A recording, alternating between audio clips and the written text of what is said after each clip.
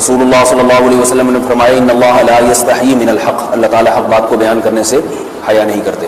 تو غسل کے جو مسائل ہیں ان میں بھی بعض دفعہ کچھ ایسی باتیں آتی ہیں جو بظاہر حیا کے خلاف ہیں، لیکن علم کی ایک بات ہے، سیکھنے اور سکھانے میں حیا اگر کریں گے تو پھر ظاہر ہے ساری زندگی جاہل ہی رہے گا انسان۔ اور غسل کے مسائل سیکھنا اس لیے ضروری ہے کہ غسل جب فرض ہوتا ہے تو جب تک مکمل غسل نہ ہو آپ کی نماز ادا نہیں ہوتی۔ رسول اللہ صلی اللہ علیہ وسلم نے فرمایا الماء من الماء، حدیث ہے کہ غسل فرض ہوتا ہے خواہش نفس کے ساتھ جسم سے منی خارج ہونے سے۔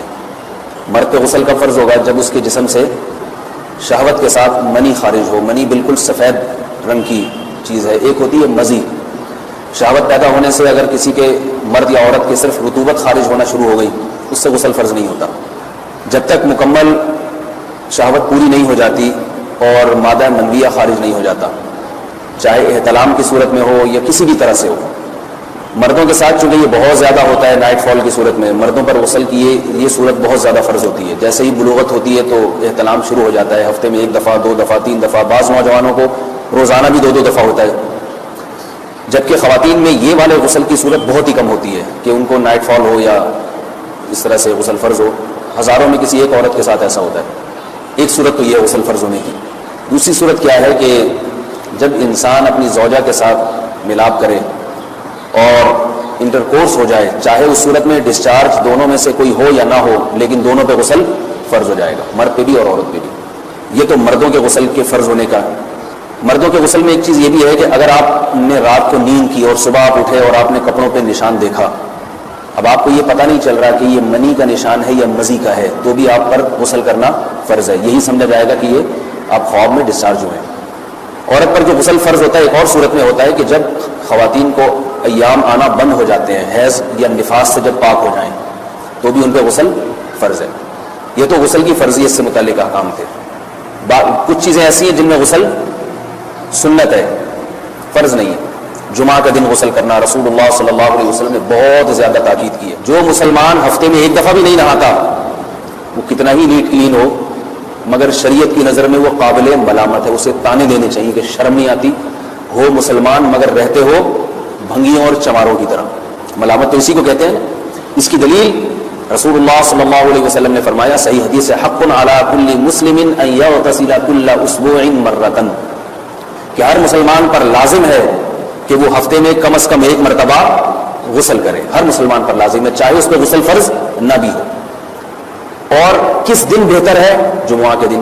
نبی صلی اللہ علیہ وسلم نے حکم دیا ہے کہ جمعے کے دن غسل کیا جائے۔ امام احمد بن حنبل کا مذہب یہ ہے کہ جمعے کے دن غسل کرنا واجب ہے، صرف سنت نہیں ہے بلکہ واجب ہے، لیکن جمہور کا مذہب یہ ہے کہ سنت عمل ہے۔ غیر مسلم جب اسلام قبول کرتا ہے تو اس وقت بھی اس کے لیے غسل کرنا سنت ہے۔ جب ہم مردے کو نہلاتے ہیں تو جو مردے کو نہلائے اس کے لیے بھی خود غسل کرنا افضل ہے، سنت عمل ہے۔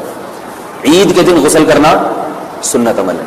تو یہ وہ تمام مواقع ہیں جن میں غسل کرنا رسول اللہ صلی اللہ علیہ وسلم کی سنت ہے۔ غسل میں 3 چیزیں فرض ہیں: منہ بھر کے قلی کرنا، ناک میں پانی ڈالنا کہ ناک کی جو نرم جگہ ہے یہ اچھی طرح تر ہو جائے، اور پورے جسم پہ 1 مرتبہ پانی بہا دینا کہ جسم میں بال کے برابر جگہ بھی خشک نہ رہے۔ یہ تو ہے فرض، یعنی یہ کام کسی نے کسی بھی طرح سے کر لیا تو غسل ادا ہو جائے گا، چاہے اس کی نیت غسل کی تھی یا نہیں تھی۔ کوئی آدمی چلتا ہوا جا رہا ہے، پھسل کے تالاب میں گر گیا، پورے غوطے کھا کے باہر نکلا، کلی کر لے اور ناک میں پانی ڈال لے تو غسل اس کا ادا ہو جائے گا۔ البتہ چونکہ نیت نہیں تھی لہذا غسل کا ثواب نہیں ملے گا، ثواب نیت کے بغیر نہیں ملتا انسان۔ دلائل اس کے الگ موضوع ہے کہ اس کی دلیل کیا ہے کہ بغیر نیت کے بھی غسل ہو جاتا ہے، لیکن میں نے بتایا دلائل کا سیشن نہیں ہے، اس میں پھر بات لمبی ہو جائے گی۔ تو یہ تو ہے فرض، پورے جسم پہ پانی بہانا، کلی اور ناک میں پانی۔ سنت طریقہ کیا ہے؟ رسول اللہ صلی اللہ علیہ وسلم غسل کیسے کرتے تھے؟ سنت طریقہ جس پہ جو اختیار کرنا چاہیے وہ طریقہ یہ ہے کہ جب آپ غسل کے لیے بیٹھیں تو سب سے پہلے وہ جگہ دھوئیں جہاں نجاست اور ناپاکی لگی ہوئی ہے۔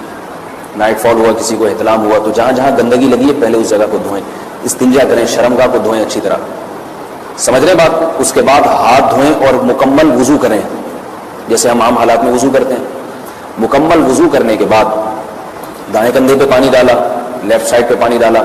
پہلے زمانے میں تو چلو سے غسل ہوتا تھا، ہاتھ دھو لیے تو اب چلو سے پانی لے کے یہاں ڈالا جا رہا ہے، چلو سے پانی لے کے یہاں ڈالا جا رہا ہے، پورے جسم پہ ملا جا رہا ہے، اور چلو سے پانی لے کے 3 دفعہ سر پہ ڈالا جا رہا ہے۔ تو آج کل چلو ولو تو ہے نہیں، شاور کے نیچے جا کے کھڑے ہو جاتے ہیں، تو اس میں یہ کہ شاور کھولے اس میں کھڑے ہو جائیں، سارے چلو اس میں خود بخود ہی ہو جائیں گے، پورے جسم پہ پانی بہ جائے گا۔ نبی صلی اللہ علیہ وسلم کے دور میں یہ جدید چیزیں نہیں تھیں، شیمپو اور صابن، تو آپ صلی اللہ علیہ وسلم بیری کے پتوں سے غسل کی ترغیب دیا کرتے تھے۔ بیری کے پتوں کو اگر پانی میں پکایا جائے تو پانی میں میل کچیل صاف کرنے کی صلاحیت بہت بڑھ جاتی ہے۔ ہمارے زمانے میں اس تکلف کی ضرورت نہیں ہے، صابن ملتے ہیں اس سے نہایا کریں، بہرحال کہنے کا مقصد یہ آپ لوگوں سے، تو یہ سنت طریقے سے غسل ہو جائے گا آپ کا۔ سمجھ رہے بات کو؟ سب سے پہلے استنجا کیا، اس کے بعد وضو کر لیا، اس کے بعد غسل کر لیا۔ اگر کسی نے غسل میں وضو نہیں کیا اور ویسے ہی پورے جسم پہ پانی بہا دیا تو بھی اس کا وضو خود بخود ہو جائے گا، اس غسل سے وہ نماز پڑھ سکتا ہے، کیونکہ بعض لوگ غسل کرنے کے بعد دوبارہ وضو کر رہے ہوتے ہیں، اس کی ضرورت نہیں ہے، کیونکہ جب غسل کرتے ہیں تو وضو والے اعضاء تو خود بخود اس میں دھل جاتے ہیں۔ یہ ہے غسل